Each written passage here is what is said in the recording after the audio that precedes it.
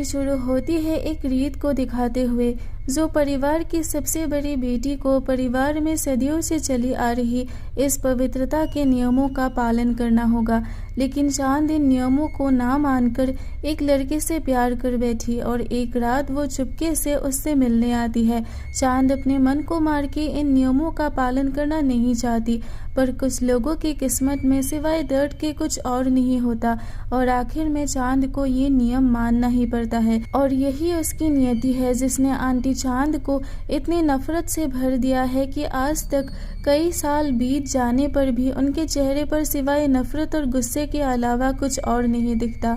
Aunty चांद उन्हीं नियमों का पालन करके लोगों के ऊपर की गई जादू टोने और बुरी आत्माओं के असर को ठीक करके उन्हें नई जिंदगी देती है। उनके घर में एक बच्चे की माता पिता आते हैं जो गलती से श्राइन में चला गया था। वो दोनों चांद को उसे ठीक करने की मदद मांगते हैं, जिसे देखकर चांद एक रिचुअल परफॉर्म करती है और कहती है कि ये श्रापित है और इस लड़के पर काला जादू किया गया है। जिसके बाद चांद उस लड़के को ठीक करके एक अंधे को फोड़ती है जिसमें से खून निकलता है। चांद उस बच्चे को फिर से कभी भी श्राइन में जाने से मना करती है क्योंकि वो श्राइन हॉन्टेड है। चांद अपनी बहन की बेटी फ्लॉय के साथ रहती है। फ्लॉय के माता पिता इस दुनिया में नहीं है और वहीं पर एक छोटी बच्ची प्रांक को दिखाया जाता है जो हर वक्त फ्लॉय के साथ रहती है। और तभी आंटी चांद के जगह एक स्पिरिट को दिखाया जाता है और ऐसा क्यों होता है ये हमें आगे रिवील होगा। चांद के पास हर दिन अपनी अधूरी मुराद पूरा करने के लिए लोग आते रहते हैं। सीन शिफ्ट होकर एक दूसरी लड़की को दिखाते हैं जिसका नाम है लैम। लैम वाटर लिली के स्टेम से बहुत ही टेस्टी करी बनाती है और उसके बाद वो करी अपनी दोस्त फ्लॉय के लिए पैक करके लाती है और उसके घर के बाहर खड़ी होकर उसे बुलाती है।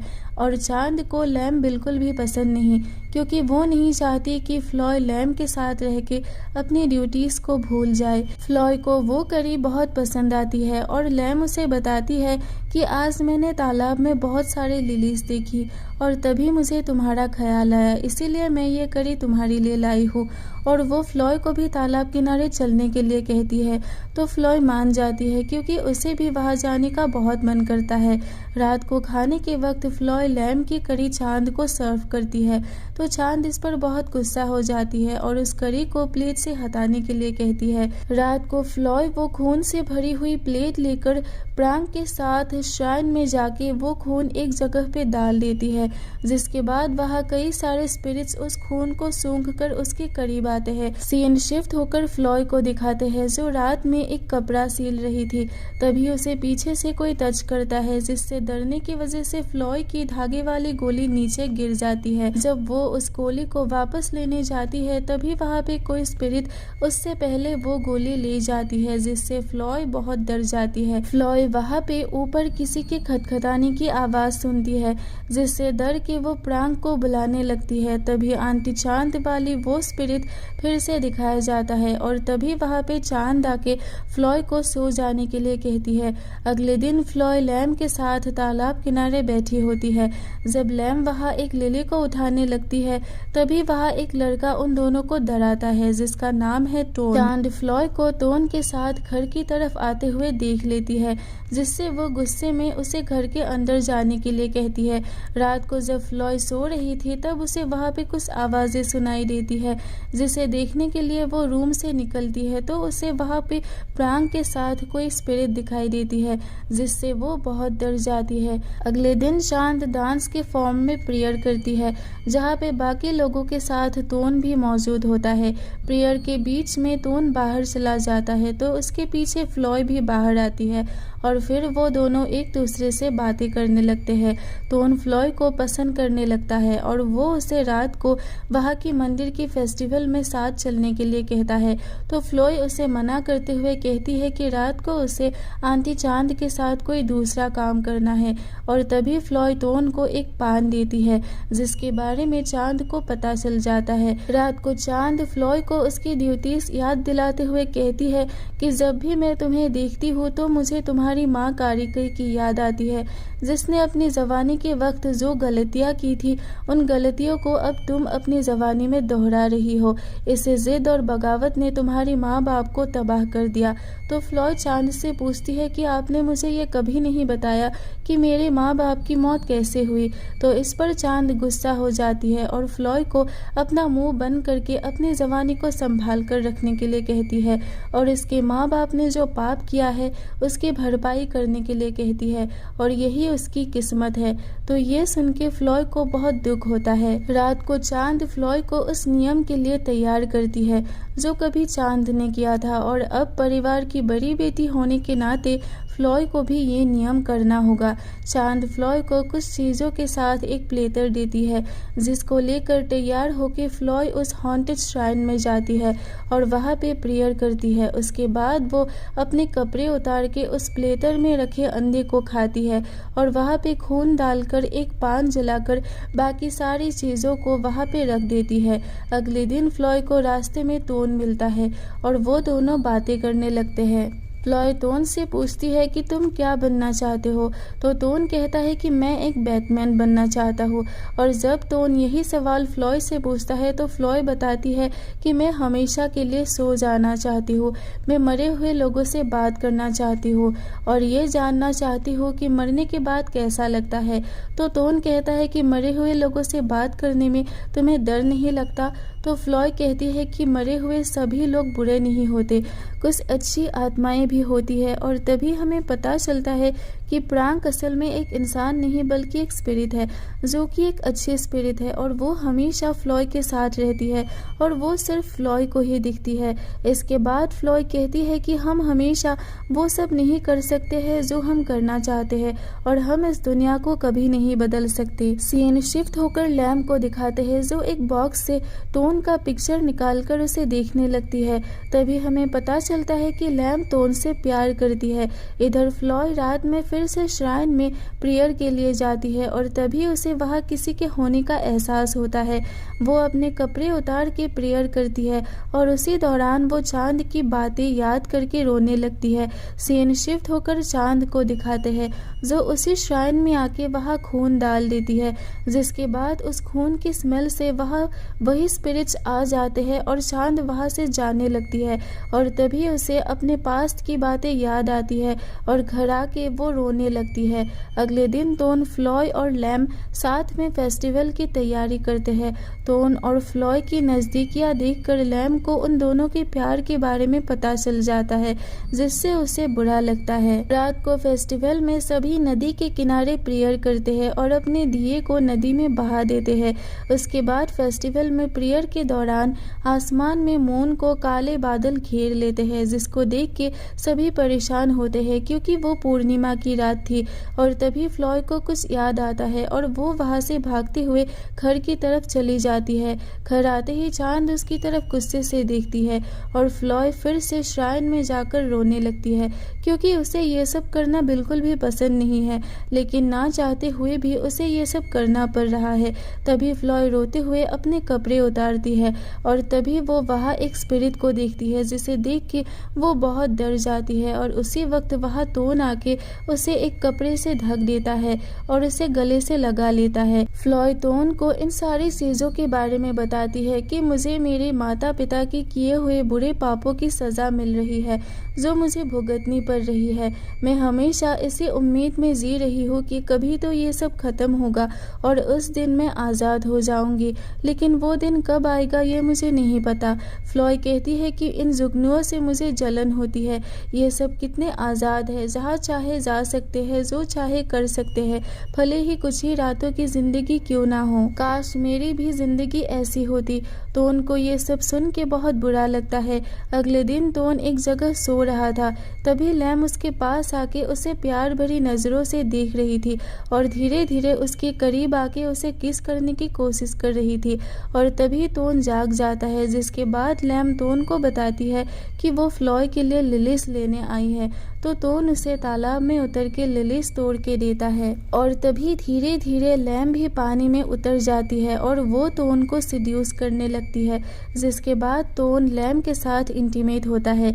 इधर टोन फ्लॉय का साथ देने के लिए श्राइन में जाके सोता है और तभी उसे एक स्पिरिट बहुत डराता है और तभी वहाँ पे फ्लॉय आती है और टोन भी फ्लॉय के पीछे पीछे चला जाता है। टोन जैसे फ्लॉय की तरफ अट्रैक्ट हो रहा था और तभी फ्लॉय टोन को एक पान अपने होठों से लगाकर उसे खाने के लिए देती है। टोन वो पान खा लेता है और तभी उसे कुछ हो जाता है, जिसके बाद हमें पता चलता है कि वो लड़की फ्लॉय नहीं बल्कि आंटी चांद है, जो फ्लॉय के रूप में आके उस पर काला जादू कर रही है।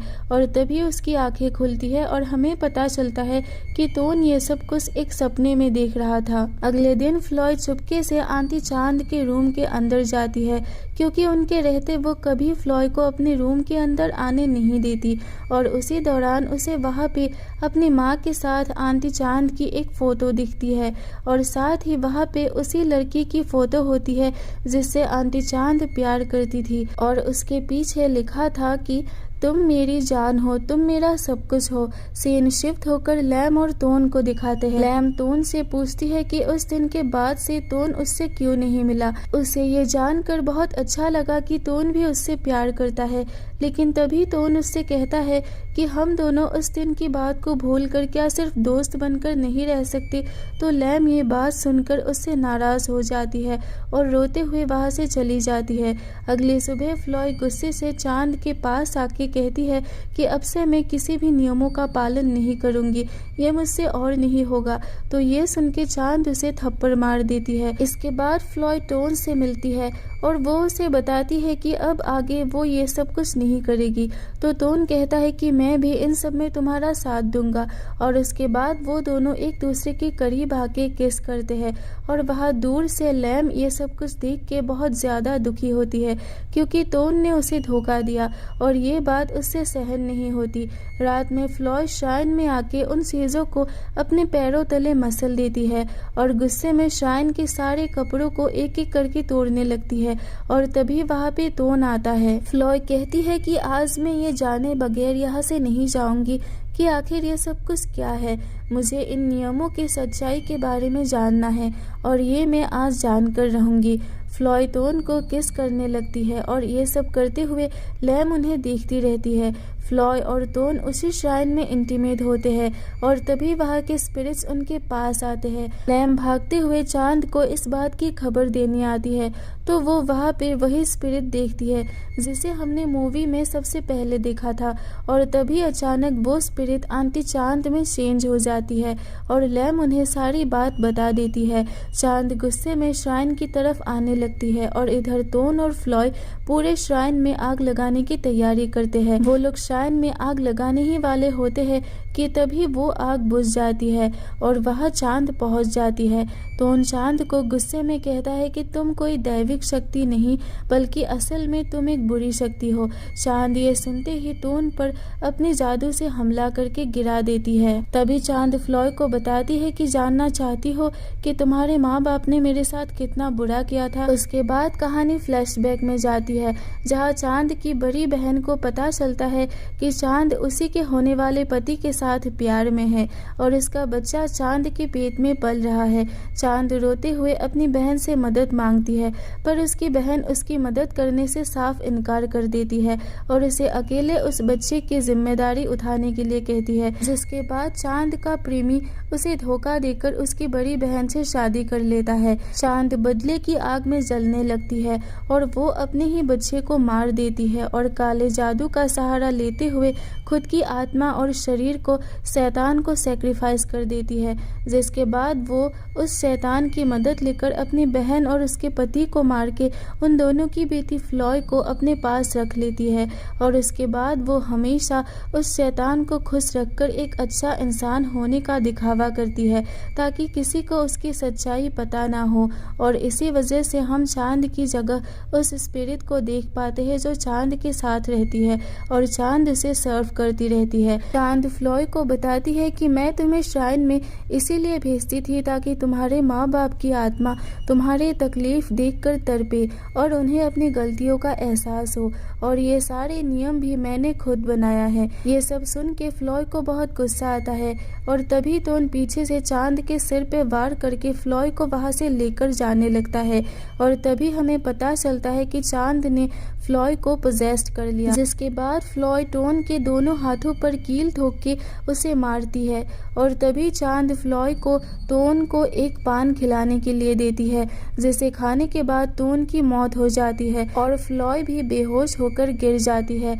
जब फ्लॉय को होश आता है तो वो टोन को देखकर शॉक हो जाती है और रोने लगती है। तभी चांद एक पत्थर लेकर उससे फ्लॉय को मारने के लिए आगे बढ़ती है तो उसे उसकी प्रेमी की आत्मा दिखाई देती है जो उसे उसकी बेटी को मारने से रोकता है, जिसे देखकर चांद बहुत डर जाती है और उसी श्राइन में जलकर उसकी मौत हो जाती है और उसके साथ ही उसकी सारी बुरी शक्तियां भी जलकर राख में बदल जाती है। मरने के बाद चांद की आत्मा उसी श्राइन में भटकती रहती है और अपने किए हुए गुनाहों की माफ़ी मांगते हुए प्रेयर करती रहती है और तभी हम उसके पास प्रांग को देखते हैं जो उसे कहती है कि उसे कभी मुक्ति नहीं मिलेगी और तभी हमें पता चलता है कि प्रांग असल में चांद की ही बेटी है जिसको उसने सालों पहले अपने ही पेट में मार डाला था। आंटी चांद के मरने के बाद फ्लॉय दुखी होकर उनकी आत्मा की शांति के लिए प्रेयर करती है और तभी वहाँ पे लैम आती है और उन दोनों को एक दूसरे के साथ बिताए खूबसूरत लम्हे याद आते हैं और यहीं पर मूवी एंड होती है।